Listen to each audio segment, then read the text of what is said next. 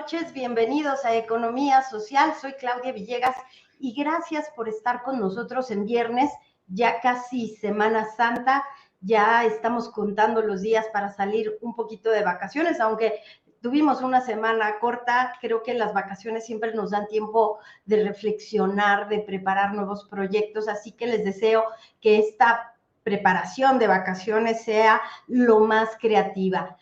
Les decía que nos da muchísimo gusto que estén hoy porque tenemos un asunto súper importante que tratar. Por un lado, el nearshoring que sigue inquietándonos mucho, queremos saber de qué va esta gran oportunidad.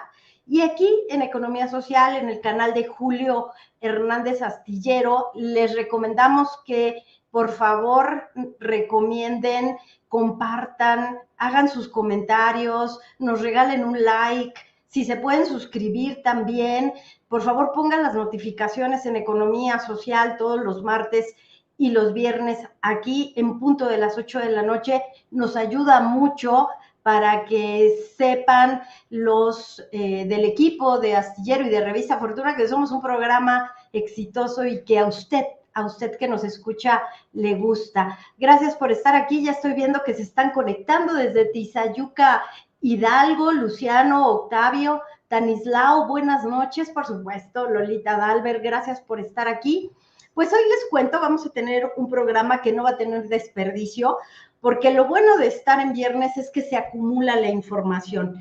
Les cuento que tenemos ya información sobre la tasa más reciente de inflación, que como puso mi amiga María Luisa Aguilar en Fortuna, se trepa a niveles mensuales de 0.33 para llegar a 4.69. Arriba del 4 ya preocupa, pero de eso nos va a platicar nuestro invitado especial, el maestro Sergio Cursaín, que es director de estudios económicos de Citibanamex, que aceptó estar aquí en viernes con nosotros. En cuanto me confirme producción que ya está acá conectado, le damos la más cordial bienvenida a Sergio Cursaín, que es uno de los analistas más experimentados en el análisis macroeconómico. Si me avisan, por favor, si ya está conectado, se los agradeceré mucho, pero mientras tanto les voy contando quién es nuestro invitado. Sergio Cursaín es, como les decía, director del Departamento de Estudios Económicos de Citibanamex, del cual es parte desde hace más de 25 años. Previamente fue profesor en la Universidad Autónoma Metropolitana entre 1979 y 1992. Viene de la academia y eso me hace pensar un poco que el estilo que tiene Sergio Cursaín siempre es muy didáctico, siempre está observando el contexto, siempre nos está dando datos de avanzada. También fue asesor de la Secretaría de Agricultura en la década de los 90 y de la CEPAL, y bueno, pues estudió la licenciatura en Economía en la Universidad Autónoma Metropolitana y también en el Centro de Investigación y Docencia Económica, el CIDE. Obtuvo después el doctorado en Economía, yo le estaba diciendo maestro, me disculpo, doctor en la Universidad de París, Nanterre, en 1993, y ha publicado diversos artículos en revistas especializadas sobre la coyuntura económica mexicana internacional y particularmente sobre política monetaria. Bueno, pues le damos la más cordial bienvenida al doctor Sergio Cursaín. Muchísimas gracias, doctor, por esta, de verdad, deferencia de conectarse con nosotros en viernes, que es cuando ya uno quiere andar descansando, doctor, pero gracias, de verdad. No, pues con muchísimo gusto estoy aquí, Claudia. Muchas gracias por invitarme. Aquí Muchas estamos. gracias, Sergio. Quisimos platicar con usted porque estábamos como muy preocupados de lo que está sucediendo con la relocalización de cadenas productivas. Queríamos conocer su opinión sobre qué tenemos que hacer para aprovechar la oportunidad cuando de pronto se cruza el nuevo dato de inflación. Entonces, tuvimos esta semana decisión de política monetaria, doctor, en donde el Banco de México rompe este ciclo alcista por primera vez en muchos meses, parece que desde febrero de 2021, y llega la inflación. ¿Qué podemos decir de esta inflación que no nos la esperábamos, doctor? Bueno, si empezamos por la inflación y luego podemos ver el tema del nearshoring, que son cosas más estructurales y a largo plazo.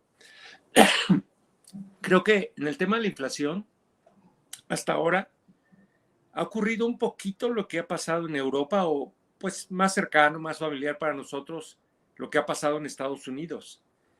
Lo que pasó en Estados Unidos es que en el 2022 la inflación llegó a la más alta en 40 años, alrededor de 9%, y la de México llegó en ese mismo año, no la más alta en 40 años, sino la más alta en 20 años, y estuvo cerca de ese 9%.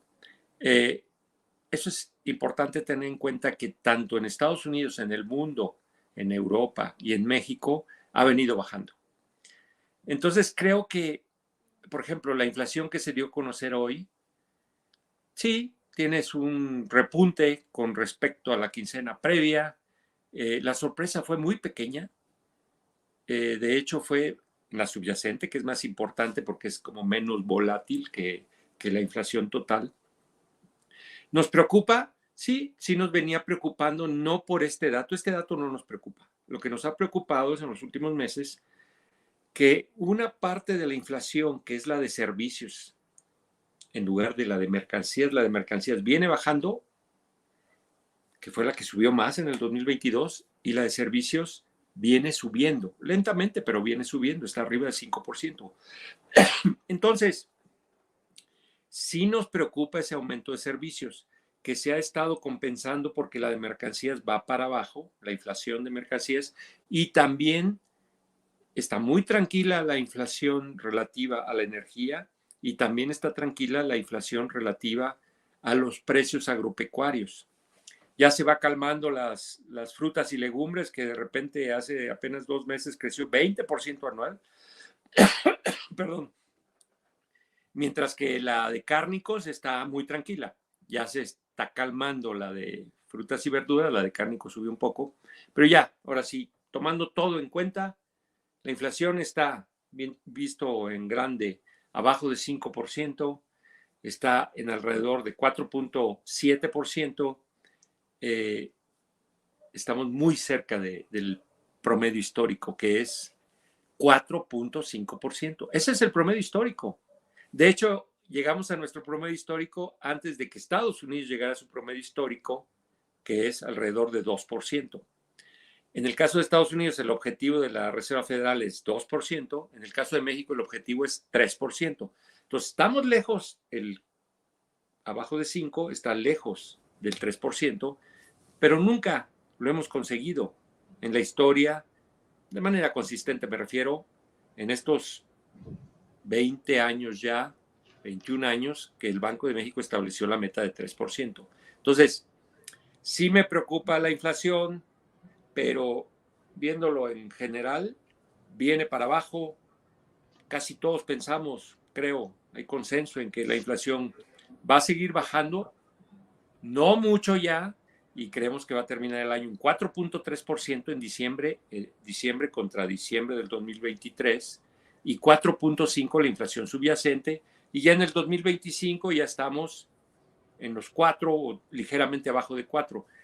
Igual, bueno, no igualito, pero muy parecido a lo que ocurre con la Reserva Federal. Entonces, creo que no debemos preocuparnos tanto por la inflación. Sí viene para abajo, y yo creo que pues Banxico lo vio muy bien y ya pudo bajar por primera vez la tasa de interés de 11.25 a 11%. Y yo creo que fue una decisión acertada. No hubo sorpresas, fue muy esperada. No nos dicen qué van a hacer después, quieren seguir viendo los datos, pero pensamos que van a seguir bajándola porque está extremadamente alta. Ese 11%, cuando la inflación hacia adelante se ve a un año ya prácticamente cerca del 4%, 4.2%, pues está en casi 7%, aún con la bajada.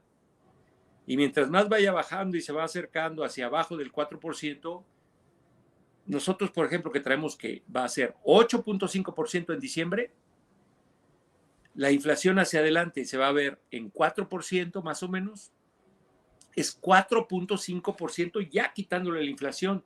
Esa es una inflación, una tasa real altísima. Y yo creo que la gente lo está sufriendo, las empresas lo están sufriendo, y creo que el Banco de México tiene que seguir en esa línea de bajar la tasa de interés.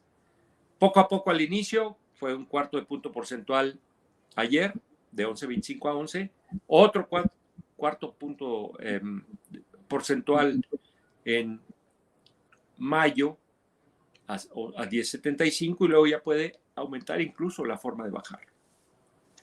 Doctor, es en ese sentido que yo manifestaba que estaba preocupada, porque a pesar de que la inflación, como bien nos explica, pues ha tenido una trayectoria descendente, el tema de los créditos, el tema de la derrama de créditos, no sé si estoy equivocada, pero ustedes en Citibanamex en enero nos comentaban en uno de sus estudios que sí ha afectado que las tasas estén altas en el crecimiento de la cartera total, porque personas, empresas, a lo mejor todavía ven alta esa tasa, y cuando vemos que hay oportunidades por relocalización de cadenas productivas, quisiéramos tener más acceso a capital de trabajo.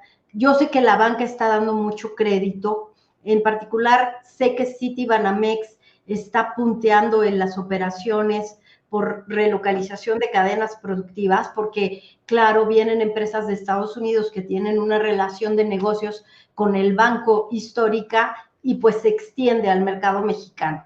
Pero quiero ser muy cauta con esta pregunta. Tener una tasa de interés tan alta, el momento más alto de la tasa de interés en el gobierno anterior, creo que fue de 8.5 y ya era muy alta. Entonces, ¿cómo nos afecta que la política monetaria haya llevado las tasas a ese nivel y que la inflación, pues no la vamos a ver en niveles menores al 4.25? No sé, doctor, si estoy planteando bien la pregunta. No, sí, muy bien, porque el punto es cuál es el costo de bajar la inflación. Lo que el Banco de México quiere hacer, y igual que todos los bancos del mundo, cuando la inflación se sube mucho, tienes mucha razón de que la inflación, la tasa de interés ha sido mucho más alta que en el pasado gobierno. De hecho, como decía, es la más alta. Bueno, la inflación es la más alta en 20 años, pero la tasa de interés también es la más alta en 20 años. Entonces está altísima. En línea con que la inflación más alta en 20 años, la tasa de interés más alta. ¿Qué busca el Banco de México con eso, igual que todos los bancos centrales? Justamente enfriar a la economía. Quiere, voy a exagerar, que los consumidores digan, no, está muy alto, no puedo pedir un crédito a esas tasas tan altas. Bueno, que sí pidan crédito, pero que pidan en menor medida.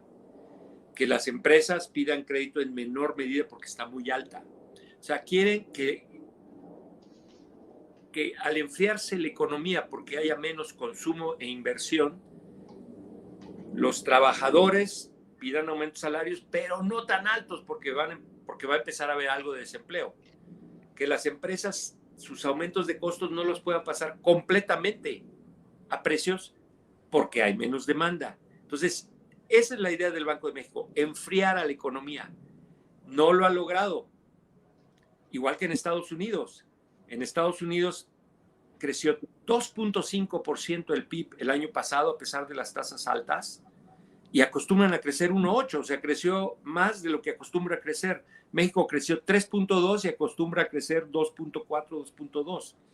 Entonces, ni la Reserva Federal ni Banco de México han enfriado la economía suficientemente para bajar más la inflación. La buena noticia es que la inflación ha bajado bastante a pesar de que la economía no se ha enfriado mucho. Pero ahí está la incertidumbre de parte del Banco Central. Dice, ¿qué tal si no me espero, no bajo las tasas, enfrío más la economía para realmente asegurarme que la inflación va a bajar? Y, por ejemplo, ahorita, como decía, la de servicios está arriba del 5% anual.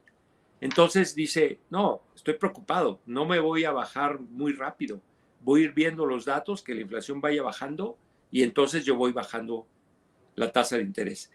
Creo que sí, la gente y las empresas, sobre todo si tienen un crédito, van a estar empezando a sentir cada vez más, porque una tasa alta, pero con una inflación alta, pues las empresas dicen, pues lo paso a precios y más o menos ahí se equilibra. Pero cuando la inflación ya baja y la tasa se queda arriba, la tasa real, ya quitada la inflación, ya empieza a sentirse sobre la salud de las empresas y por supuesto también sobre los consumidores, sobre todo los que tienen crédito o los que no tienen crédito con tasas altas dicen, yo me voy con CETES, está dando mucho dinero, es una alta tasa, en lugar de consumir. Eso es todo lo que busca el Banco Central.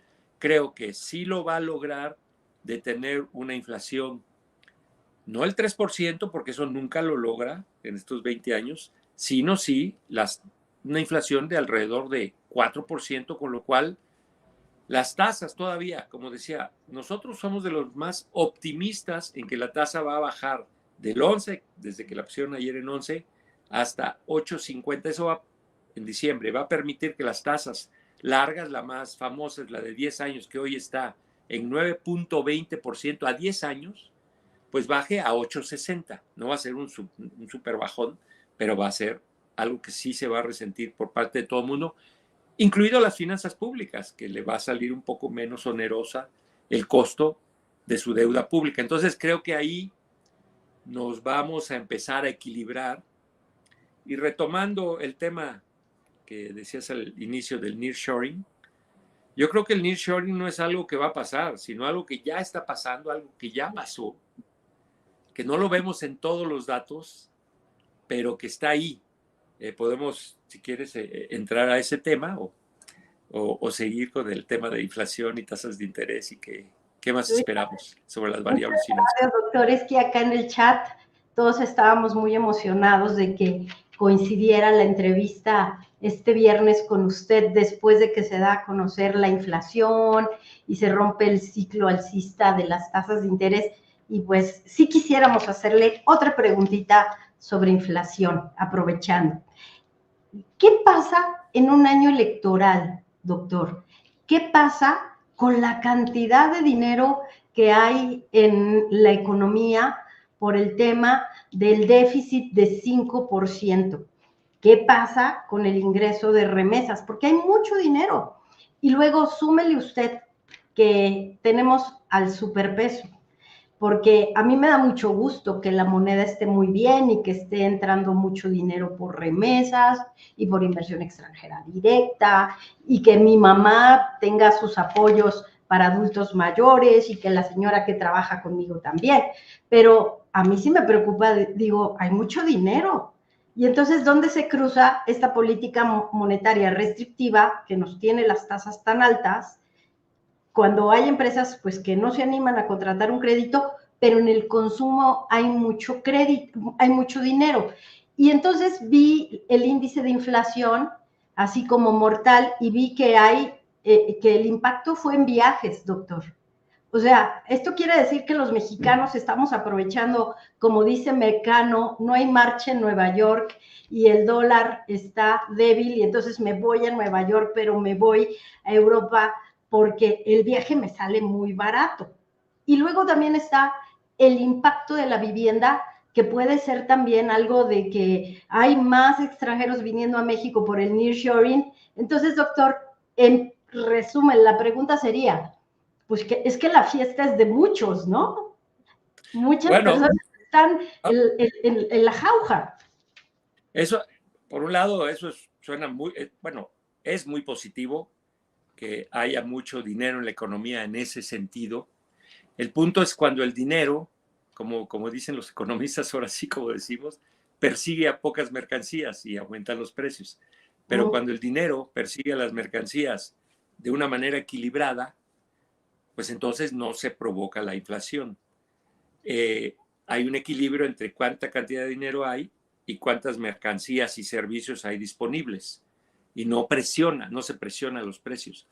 Creo que eso sí se ha estado, lo he visto pasar en muchos medios, esta idea de que el Banco de México, a lo mejor por ser año electoral, está emitiendo dinero de más y que eso provoca inflación, aunque tenga contentos a todo mundo. Como dice también un adagio financiero, el rol del Banco Central es cuando la fiesta es en su mejor nivel, él quita el ponche, quita las cubas para que no se aloque la gente, para que no se sobrecaliente la economía.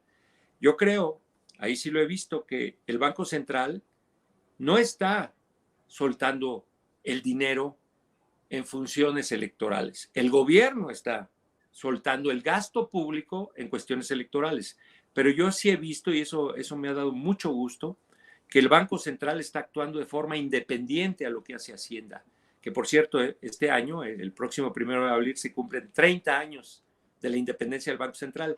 Creo que ahorita está mostrando que sí es independiente. Entonces, lo que hace el Banco Central justamente es, el gobierno, en una política que no me parece responsable, que está soltando el gasto, por lo tanto, calentando la economía, justo con todo lo que dijiste, y todo el mundo podemos estar contentos en el corto plazo, pero el Banco de México de manera independiente dice, no, si yo dejo que este programa fiscal sea muy expansivo, le va a acabar pegando a la inflación otra vez, y en lugar de que baje va a volver a subir, no a los niveles previos, pero va a volver a subir y alejarse de la idea del 3% o incluso del 4%.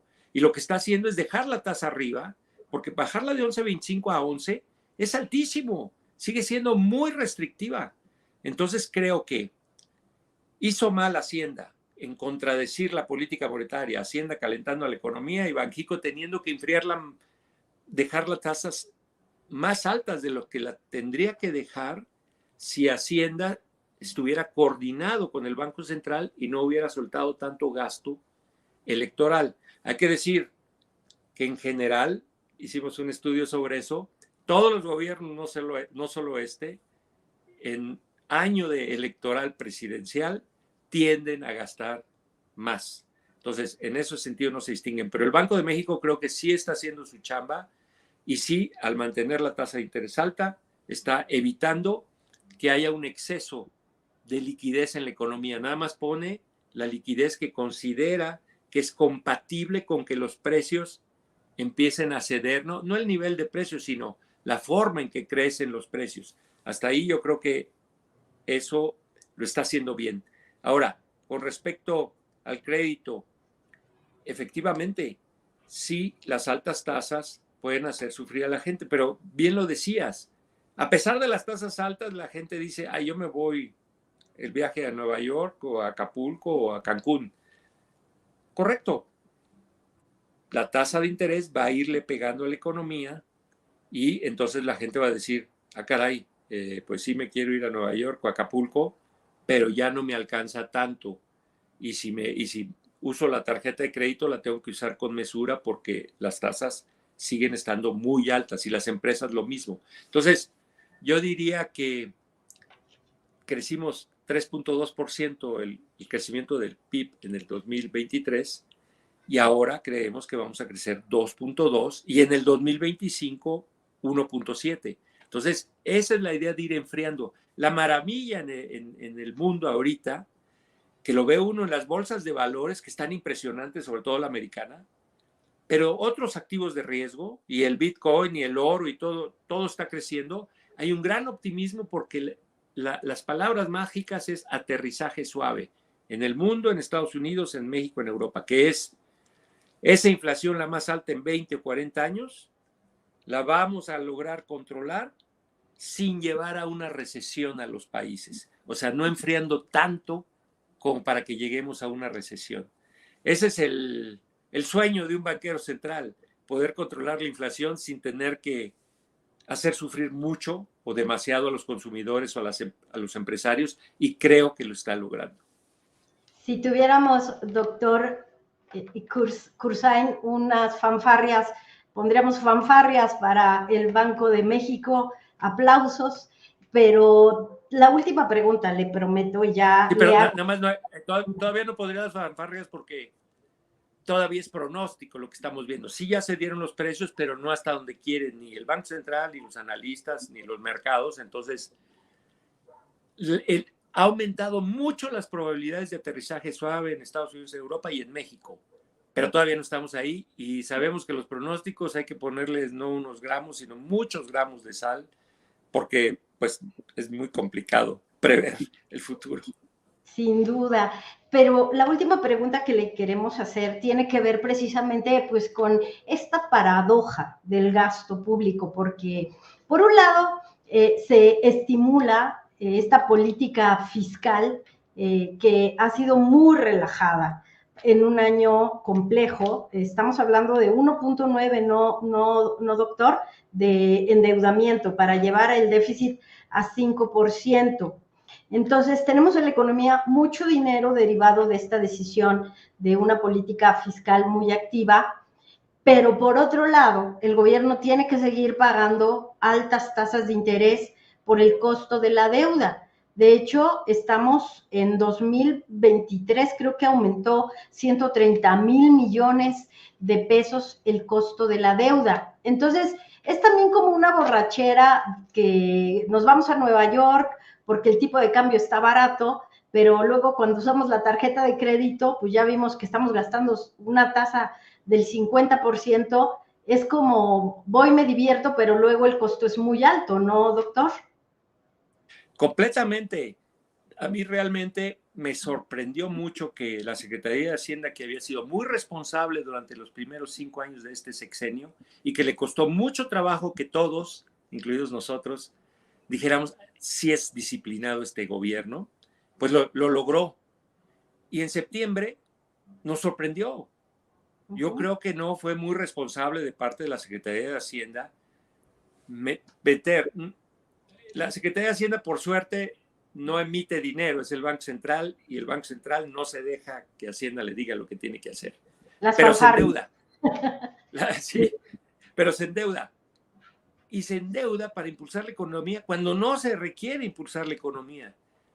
Como está clarísimo, cuando hay vacas flacas, el gobierno tiene que gastar de más y tener un déficit para sacar a la economía.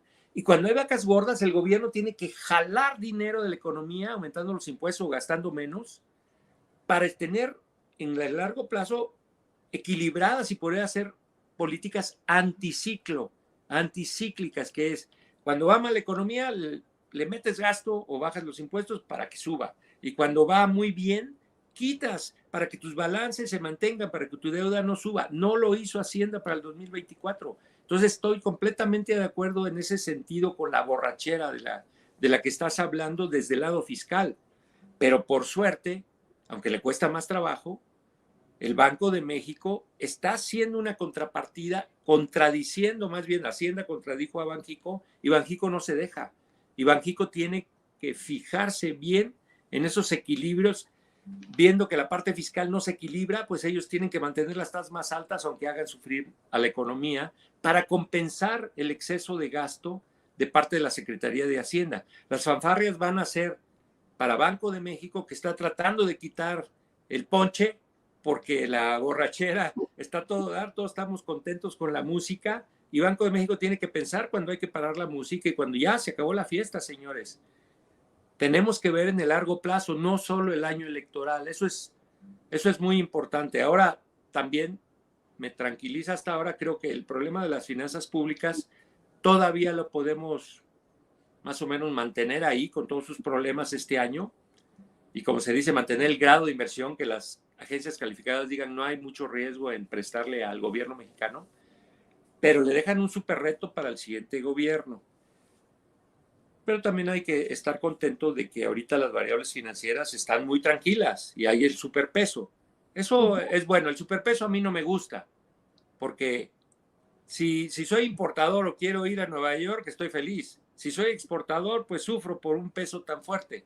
Creo que está demasiado. No me gusta tampoco que haya un objetivo de tipo cambio. Me encanta la flotación, que sea el mercado que lo pone, pero creo que cuando bajen las tasas de interés va a ayudar a que el tipo de cambio se deprecie sin que tenga un objetivo de cuánto se deprecie y va a equilibrar más los intereses de los exportadores con los intereses de los importadores o de los consumidores, que para ellos importan cosas pues para el consumo y no solo para la inversión. Entonces, creo que eso es lo que vamos a ver el resto del año, y por suerte todavía ahorita no estamos discutiendo inestabilidad cambiaria, los fines de sexenio de hasta los años 90, las maldiciones sexenales donde acabamos con un peso hasta no sé dónde, una inflación hasta no sé dónde y con las finanzas públicas menos quebradas.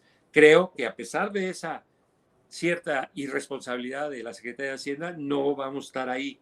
Ganó mucha reputación, los balances externos están bien y las finanzas públicas se deterioran, pero todavía aguantamos. Esperemos que la fiesta se termine. Sí. Doctor Cursaín, de verdad qué lujo poder platicar con usted en estos términos, no si están haciéndolo bien o lo están haciendo mal, sino simplemente describir qué está pasando. Yo creo que todos nos hicimos una idea de lo que está pasando entre Hacienda y el Banco de México y me parece, doctor, que podríamos en este momento hablar del nearshoring. La última pregunta que quisiéramos hacerle, doctor, en este viernes es, con este escenario entre Hacienda y Banco de México, ¿cómo nos pilla el nearshoring, la relocalización de cadenas productivas? Porque ya sabemos que hay muchas empresas que vienen por la ley de chips en Estados Unidos y que allá también tienen mucho dinero precisamente por esos estímulos fiscales, pero aquí en México pequeñas y medianas empresas pueden soñar también con ser parte de la relocalización de cadenas productivas, doctor. Bueno, primeramente hay que decir que nos cayó pues de suerte. O sea, lo que no nos cayó de suerte es el Tratado de Libre Comercio del 1994.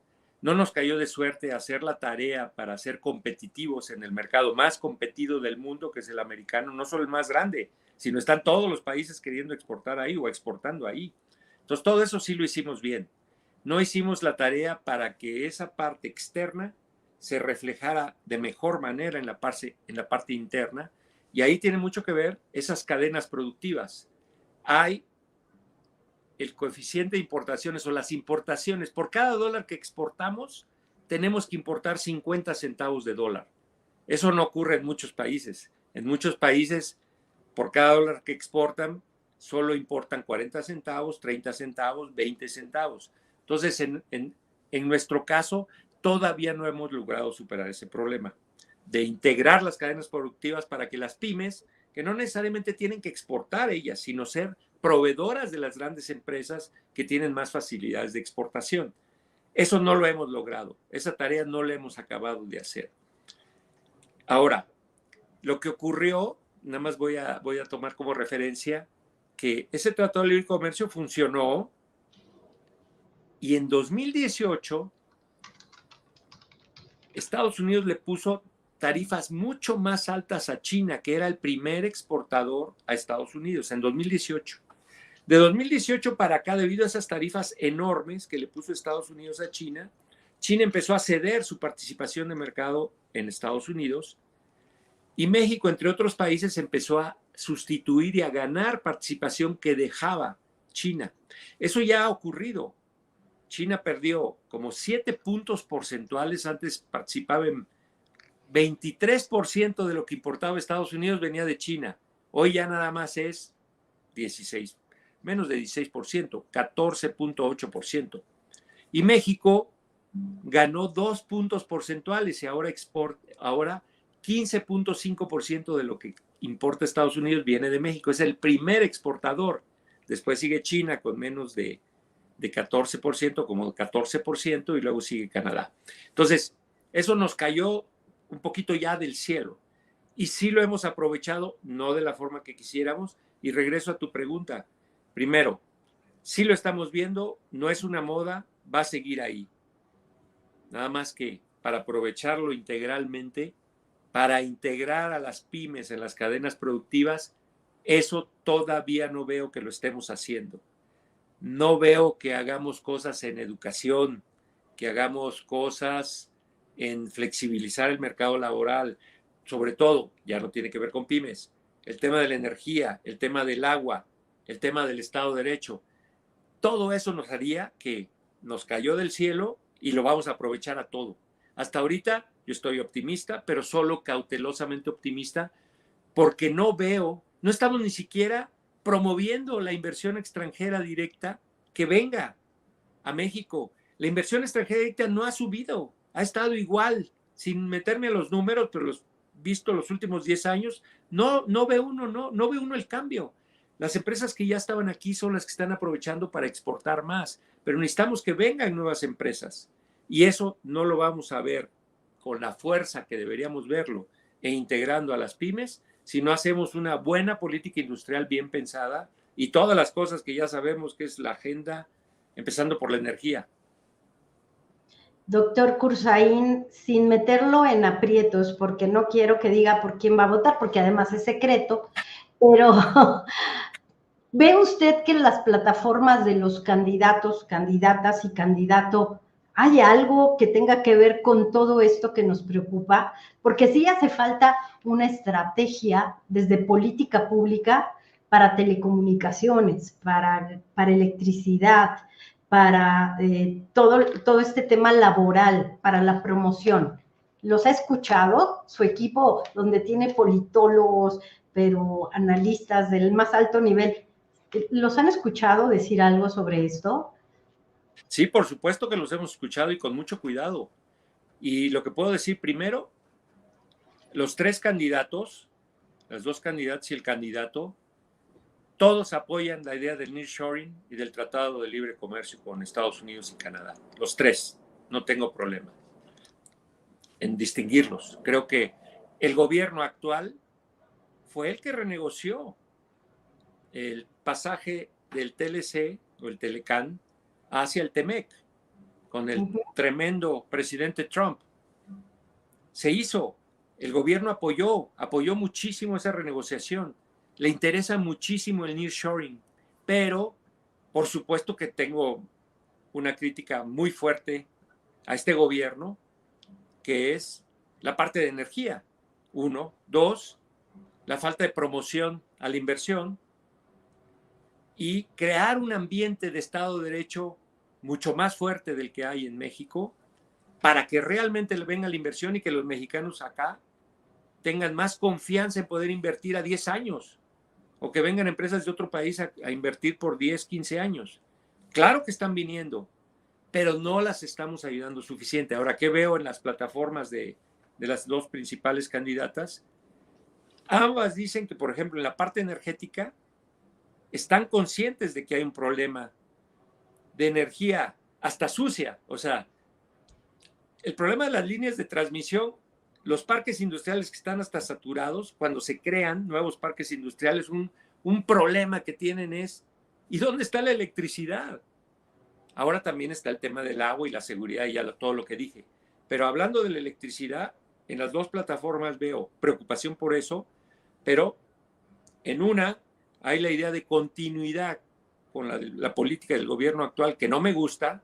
Por fortuna, la Suprema Corte de Justicia echó para atrás ya la ley eléctrica. Vamos a ver si se aplica el que se aplique ya no la reforma a la ley eléctrica, sino la de la reforma estructural del 2013, que abre al sector privado. Ahí veo mucho más en el caso de la plataforma de la oposición, pues la idea más clásica de las reformas estructurales, donde el sector privado tiene un rol, más cuando estamos endeudados, México, el gobierno, pues necesita el sector privado.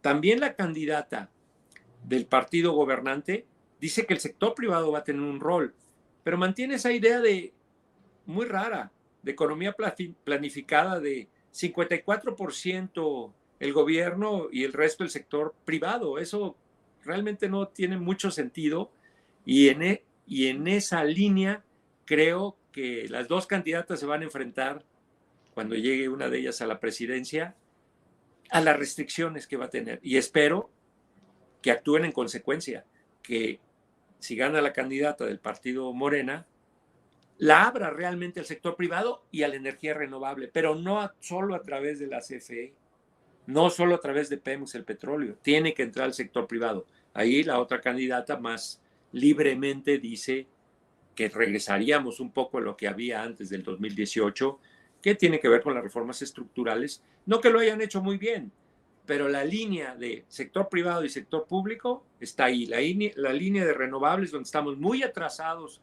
para las metas que México se comprometió para el 2030, las metas de desarrollo sostenible, creo que no las vamos a cumplir si no hacemos un cambio. Para cualquiera de las dos candidatas necesitamos un cambio de la política energética, un cambio de la política de agua, que va a ser Sí. muy difícil decir, vayan a donde hay agua.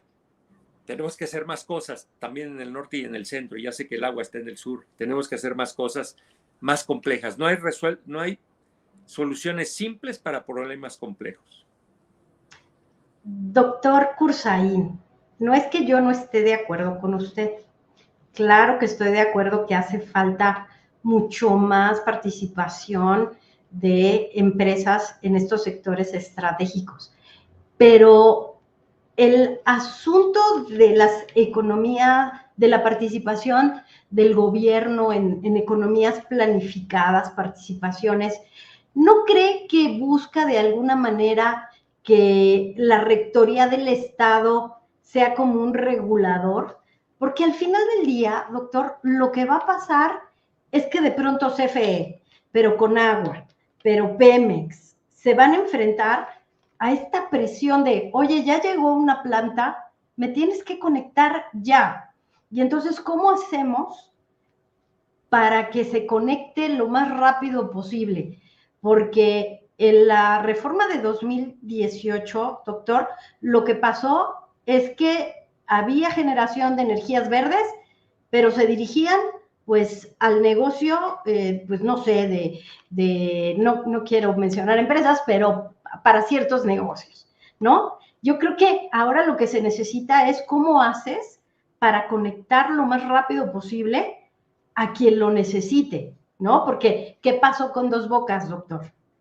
Dos Bocas necesita estar conectado ya con su planta de cogeneración de electricidad y no había esa infraestructura. O sea, volvemos un poco a la borrachera, ¿no? Que a veces somos víctimas o el gobierno es víctima pues de su propio impulso de querer de alguna manera que el Estado mexicano y que la soberanía sea lo más importante. Yo creo que es lo más importante, pero ¿cómo le haces para que sucedan las cosas, doctor? Sí, estoy muy de acuerdo en el tema de la soberanía y estoy muy de acuerdo en que si no se regula bien algo tan importante para el conjunto de la economía, no solo para cada negocio, no va a funcionar tampoco. Entonces, pero sí distingo muy bien, creo, la regulación eléctrica o la regulación sobre el petróleo o lo que se llama la renta petrolera. La renta petrolera, claro que es de los mexicanos, a través de su representante, que es el gobierno. Entonces, la renta petrolera, lo haga una empresa privada o lo haga Pemex, la renta petrolera es un punto que tiene que ver con el gobierno federal, no con Pemex, sino con el gobierno federal.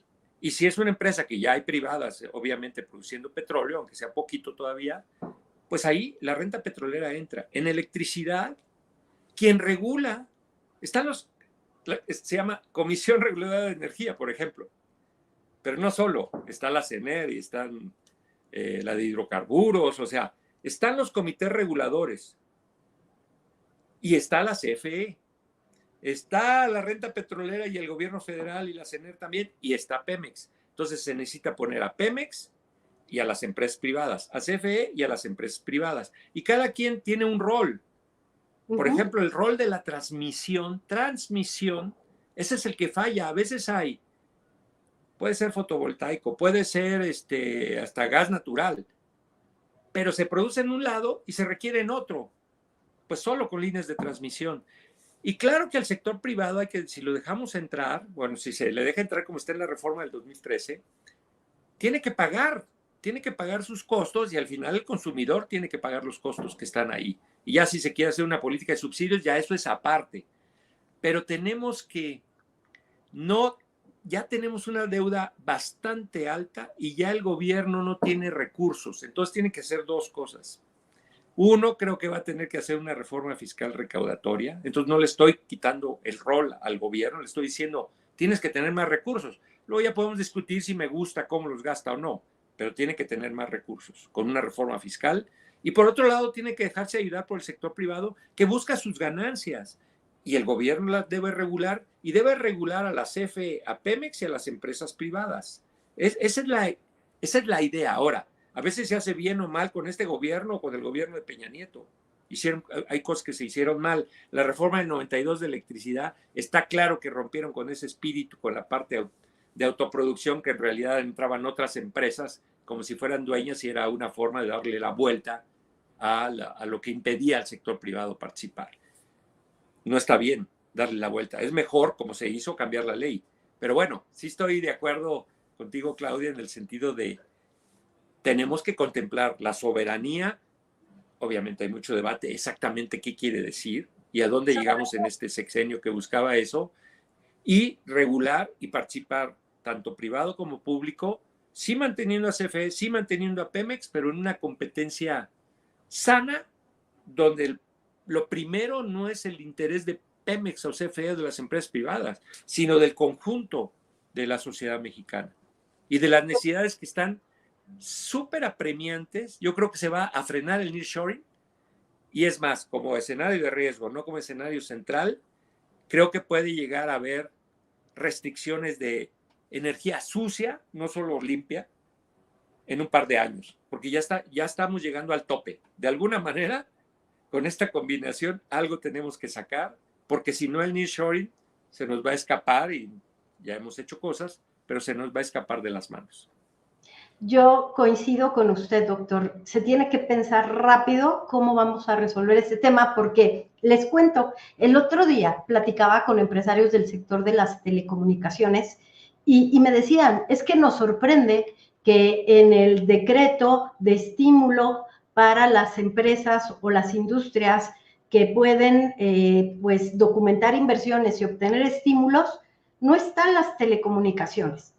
Las telecomunicaciones que tienen varios años con inversiones muy estancadas, y lo que necesitan ahora las empresas es que se conecte con fibra óptica, que entre el proyecto SFE, que está muy fuerte y es un proyecto muy ambicioso para conectar a muchas comunidades, pero que también estén las empresas de telecomunicaciones, porque viene 5G. O sea, la pregunta era, doctor, ¿por qué telecomunicaciones no está en los estímulos? ¿Por qué? Bueno, eso es muy interesante. El tema de la Comisión de Telecomunicaciones, y voy a agregar el tema de la Comisión de Competencia, que trata de evitar que haya oligopolios cuyo comportamiento vaya en contra del consumidor, no está en la agenda, y no lo he visto en la agenda en ninguna plataforma, en ninguna. No está en la agenda las telecomunicaciones. Las telecomunicaciones las estamos pensando, no sé, cuando ve uno la prensa extranjera o la prensa de aquí, cómo nos habla de las compañías americanas, de esas grandes compañías que les han llamado los 7 magníficos, que van como flecha. Nosotros no estamos hablando de inteligencia artificial, nosotros todavía no estamos ni siquiera en telecomunicaciones, no estamos hablando de cómo está la situación de monopolios o oligopolios en México y qué hacemos frente a ellos. No estamos hablando de eso, estamos hablando de la economía vieja. Y en educación no estamos hablando de la educación ligada a esto que no es una moda, la inteligencia artificial. No es una moda los chips, bien lo citaste, ahí está ese programa americano del que nos podemos subir. A México le va a costar mucho trabajo meterse a la parte de diseño y más sofisticada de los chips. No tenemos los ingenieros aquí para hacer eso, o sea, tenemos muy poquitos. ¿Hemos ganado participación de mercado en semiconductores? Sí, en estos 5 años, gracias a que China bajó, pero poquito. Es Asia quien está ganando esa participación. No estamos compitiendo ahí, no estamos reflexionando telecomunicaciones, monopolios, inteligencia artificial y la educación que va con ello. No estamos pensando en ello. ¿Cómo es posible que haya tanta informalidad en México y que digamos que el mercado laboral está apretado, que la tasa de desempleo está bajísima y que a las empresas les cuesta trabajo contratar? ¿Cómo les cuesta trabajo contratar si hay tanta gente del sector informal? Porque se requiere que sea con las necesidades que tienen las empresas. Esos son los obstáculos que estamos teniendo y qué bueno que citas el tema de telecomunicaciones y yo agrego el de los oligopolios y el de la inteligencia artificial. No estamos en la revolución tecnológica y no nos estamos tratando de meter. Si es así, no vamos a hacer mucho para aprovechar el tema de los semiconductores, que está súper ligado al tema de la inteligencia artificial. Doctor Sergio Cursaín, ¿nos podríamos extender otra hora más? Sin duda. Como si fuera una gran clase o una plática de viernes, doctor. De verdad, gracias por poner estos temas en términos tan sencillos y por estar aquí hoy en viernes. Quisiera agregar algo más, doctor, como colofón a toda esta plática. Yo creo que el cambio de gobierno, en cualquier cambio, hace 6 años, hace 12, hace 18, pues siempre es de dónde empezamos, cuál va a ser el programa, con continuidad, con rupturas, con cambios, y creo que es el momento, pero creo que no lo hemos aprovechado todavía mucho, de, por ejemplo, las dos candidatas dicen que no se requiere reforma fiscal. Bueno, yo le encuentro una postura más bien electoral que de ver las necesidades de largo plazo de la economía mexicana.